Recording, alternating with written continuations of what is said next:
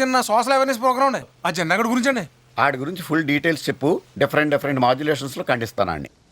అనేక విధాలుగా క్రైస్తవ్యాన్ని ఇబ్బంది పెట్టడానికి అధికార పగ్గాలు చేతపట్టిన వారు అనగదొక్కాలని చూస్తున్నప్పుడు క్రైస్తవ్యమా మనమంతా ఐక్యం కావాలన్న ఉద్దేశంతో మేము ప్రతి క్షణము రెచ్చగొడుతున్నాం.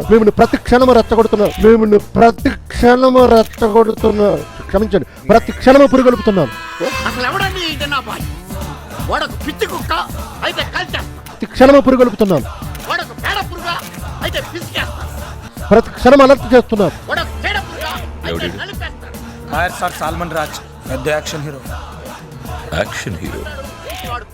కట్ చేసుకోమ్మా, ఎమోషన్ క్యారీ అయింది కదా. ఇదిగో బాబు, నా డైలాగ్ తోటి ట్రాలీ మూవ్ చేసుకో. ఇదిగో దేవుడు మనకిచ్చిన ఒక గొప్ప అవకాశం. ప్రవీణన్న ఆయన మరణం ద్వారా కూడా మనకు మేలు చేశాడు. దేవుడిచ్చిన ఈ అవకాశాన్ని సద్వినియోగం చేసుకుంటూ వచ్చింది అవకాశం పట్టాని పట్టు ఉడుం పట్టు అంటే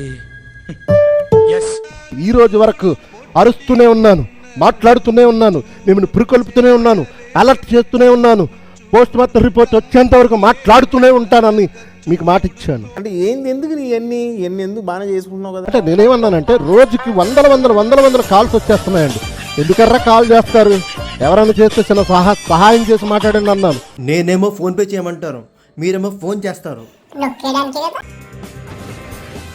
అందరూ ఉచిత సలహాలు అన్న, అక్కడికి వెళ్ళండి అన్న, ఎక్కడికి వెళ్ళండి అన్న, ఆడి మీద కేసు పెట్టండి అన్న, ఈడి మీద కేసు పెట్టండి అన్న అని మాట్లాడుతున్నారు. కేసు పెట్టాలంటే డబ్బులు ఖర్చు పెట్టాలి. నాకు కూడా నలుగురు వేసుకుని వెళ్ళాలంటే డబ్బులు కావాలి. నేను ఒక సేవకునండి, నాకు ఎన్నో భారాలు ఉన్నాయి.